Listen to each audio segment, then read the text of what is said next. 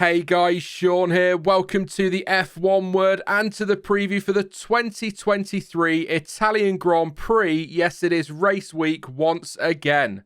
I hope you are just about over the chaotic race we saw at Zandvoort last weekend. I know I'm not. And if this one is half as entertaining as the last Sunday, we are in for a real treat. Regardless though, it is Monza, one of my favourite races of the year, and it's always incredible to watch these cars around the historic Temple of Speed. Should be a good one. But anyway, let's crack on with the preview then, starting as always with a look at the track and all the usual stuff that follows.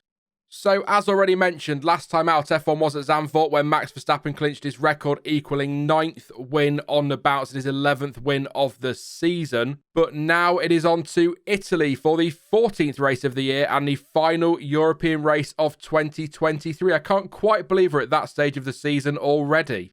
A lap of the Autodromo Nazionale Monza is 5.793 kilometers long. If you prefer that in miles, that's 3.6, and is made up of just 11 very famous corners with a race lap record of a 1:21.046 set by Rubens Barrichello all the way back in 2004. And come Sunday, we are set to see 53 racing laps. Overtaking at Monza is possible, but will be helped massively by the two DRS zones in use this weekend. The first of those zones runs down the long start-finish straight, so expect lots of action into and out of that first chicane. And the second zone runs from shortly after the exit of Turn 7 to Turn 8, or if you prefer me to use its name, the Ascari chicane. The Italian Grand Prix has been an ever-present on the F1 calendar ever since the World Championship began in 1950, with the 1980 event being the only time the race wasn't held at Monza, Imola getting the honour instead. That means, over the years, the circuit has hosted a whopping 72 races, with Giuseppe Farina winning the first, and Max Verstappen winning the most recent race at the track as he led home Charles Leclerc and George Russell in 2022.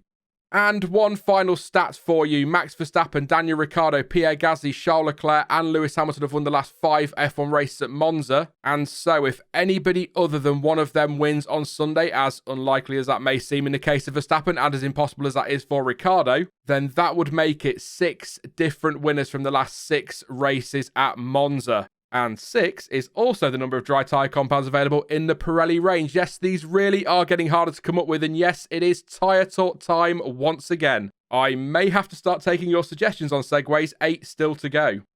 The compounds available for this one then are actually a step softer than the ones used last year and the softest in the Pirelli range, and so they are of course the hard C3, the medium C4 and the soft C5.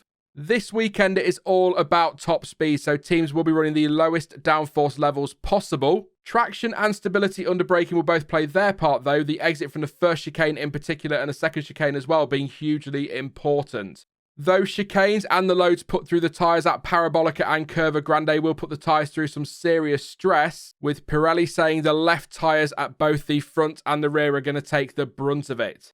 It is also worth noting at this stage that this weekend will see the alternative tyre allocation being trialled once again. So each driver will have just 11 sets of dry tyres available. That's 3 sets of the hards, 4 of the mediums and 4 of the softs. And in qualifying on Saturday, the compounds for each session will be mandated. So as a reminder, the drivers will only be allowed to use the hards in Q1, the mediums in Q2 and the softs in Q3.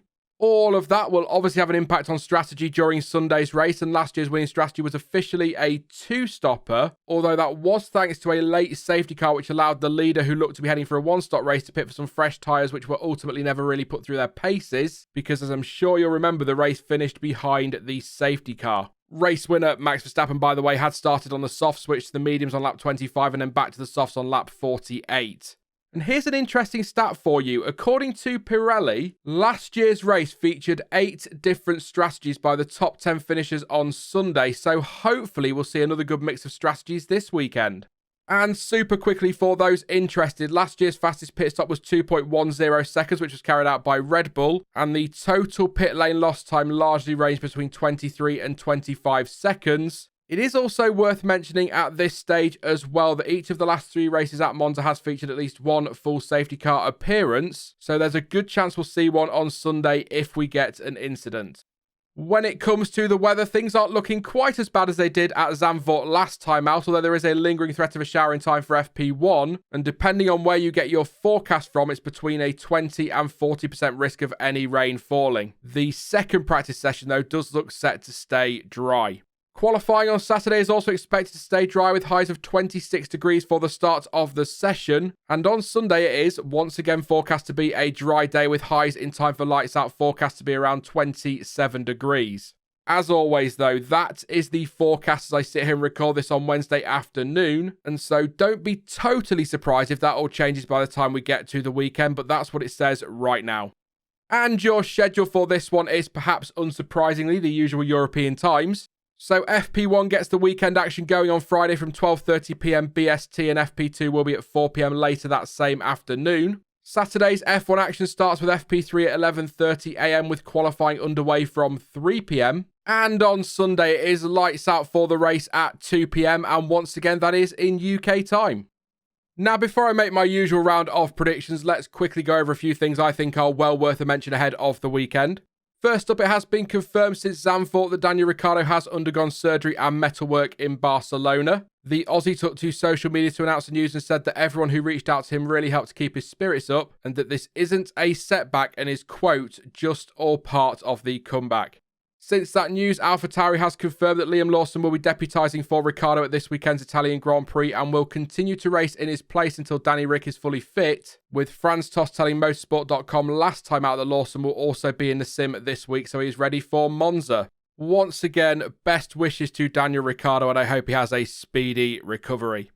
Ferrari has unveiled a special livery they will run at this weekend's Italian Grand Prix, the team's home race of course. Just in case you didn't know, but much like last year, the car will feature several yellow accents alongside the usual red look, as the team pays tribute to the 499P hypercar that won Le Mans earlier this year. The drivers have also shown off the new helmet designs they'll be running this weekend, very nice, and the race suits will also follow the theme of the one-off livery. And finally for this part, we have a driver change at Aston Martin for FP1 this Friday, with reigning F2 champion Felipe Drugovich hopping into Lance Stroll's car for the session. Aston Martin has described it as the next stage of his development, with the Brazilian having already driven the AMR 21 at Silverstone, Barcelona and the Red Bull Ring this year, all as part of a bespoke testing program designed to help him build the skills and experience needed to compete at the highest level of motorsport. It will, of course, also mean the team has fulfilled half of its obligation to run a rookie during 2 practice sessions this season. At time of recording though, that is the only confirmed change. If there are any more, I will let you know, but it is just Drugovich for Stroll at the moment. Right then, time for me to make some predictions, and as always, please do not take these too seriously, they're just a little bit of fun, but if you do disagree with my picks, then you can let me know yours in the comment section down below. And last week, mine went okay, I think. I was right about Verstappen for pole and for the win, and the number of finishes as well. And yes, I have given myself half a point for Alpine being top of the midfield, because even though they weren't the 6th best team on Sunday, they definitely were top of the midfield. This week, I'll again do my usual realistic picks, and so, shock horror, I think we're going to see a new record set on Sunday. We know how powerful that Red Bull is in a straight line, especially with that DRS, so I can't see anyone but Verstappen on pole on Saturday, unless, of course, Perez can hook up a lap and deliver on a Saturday. And you know, even if he falls into the pack, Max should easily have the pace to breeze back through to the lead during the race. Unless he makes an error or something goes wrong with the car, I just don't see anyone stopping him making it a record-breaking 10 wins in a row.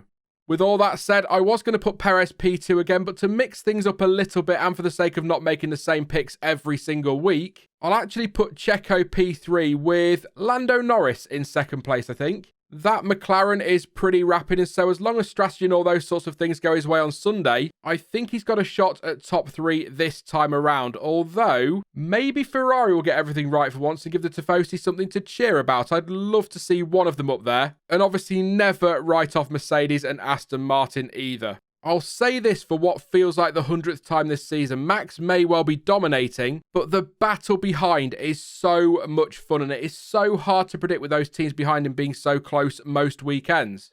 So to confirm, Verstappen, Norris and Perez for top 3, but I want to see at least one Ferrari up there. We'll see on Sunday. For top of the midfield though, I've gone with Williams and Alex Albon as my one to watch. Both James Vowles and Albon said they were not expecting to be as competitive as they were at Zandvoort, and the conditions really played into their hands. But surely that's a completely different story for Monza. It is a low downforce track and top speed is key, and as you may have noticed, that car is pretty slippery in a straight line. So I do think they could be on for a great weekend. I'll even go as far as to say that maybe we'll see another double Q3 appearance on Saturday. My final random boulder picks for Monza, if you want to call them that, are points for Zhou Guanyu, a Haas, let's say Nico Hulkenberg makes it into Q3, and I'll say that Liam Lawson will match the best result of Nick De Vries in 2023 and finish P12 on Sunday. And you know what? One more, Logan Sargent scores his first career F1 point this weekend. That is it then for the Italian Grand Prix preview, but you can let me know your thoughts and your predictions ahead of the weekend in the comments section down below. Or if you prefer, this week, leave me an emoji to let me know which driver you're supporting this weekend. Now, I will be back on Saturday with the post-quali waffle, and I will also be live shortly after the race on Sunday with the usual reaction stream. In the meantime, though, if you did enjoy this one, then please do leave a like, as it really does help to give the channel a little bit of a boost, and don't forget to subscribe so you don't miss out on any future content. But as ever, thank you for watching. I've been Sean, this has been the F1 Word, and until next time, goodbye.